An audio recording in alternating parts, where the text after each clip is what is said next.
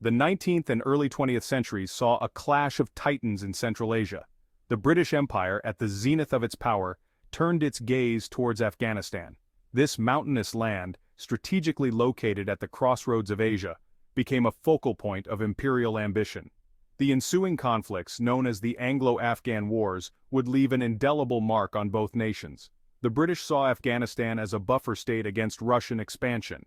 The Russians were eager to increase their influence in Central Asia. Afghanistan, caught in this geopolitical tug-of-war, became a battleground for these imperial ambitions. The legacy of these wars continues to shape the relationship between Britain and Afghanistan to this day. The First Anglo-Afghan War from 1839 to 1842 began with a British invasion of Afghanistan. The British, fearing Russian influence over the Afghan Emir Dost Muhammad Khan, decided to replace him with Shah Shuja Durrani. However, this move underestimated the Afghan people's fierce independence and their resentment towards foreign interference. The initial British campaign was successful, capturing Kandahar and Kabul. However, their triumph was short-lived as the Afghans rose in rebellion. The situation took a disastrous turn during the British retreat from Kabul in 1842.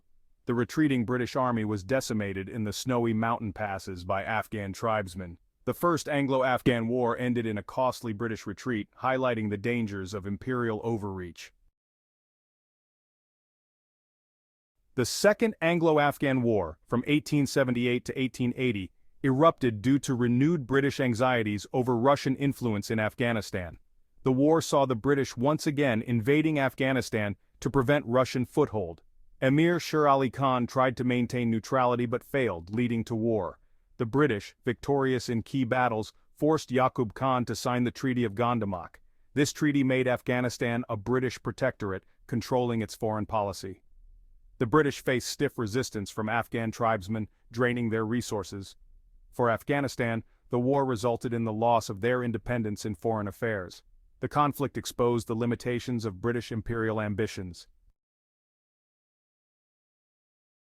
The Third Anglo-Afghan War, in 1919, marked a turning point in Afghan history. Afghanistan finally regained full independence from British influence. The war erupted after the assassination of pro-British Emir Habibullah Khan. His successor, Amanullah Khan, declared full independence and launched an attack on British India. The war ended with the signing of the Treaty of Rawalpindi, recognizing Afghanistan's full independence. This victory was a defining moment in Afghan history. It marked the end of their struggle against British imperialism and paved the way for a modern Afghan state. The Anglo-Afghan Wars cast a long shadow over the relationship between Britain and Afghanistan. These wars, driven by imperial ambitions and geopolitical rivalries, left a legacy of mistrust and resentment. They also had a profound impact on the internal dynamics of Afghanistan. The wars contributed to the rise of a strong sense of nationalism but also exacerbated internal divisions.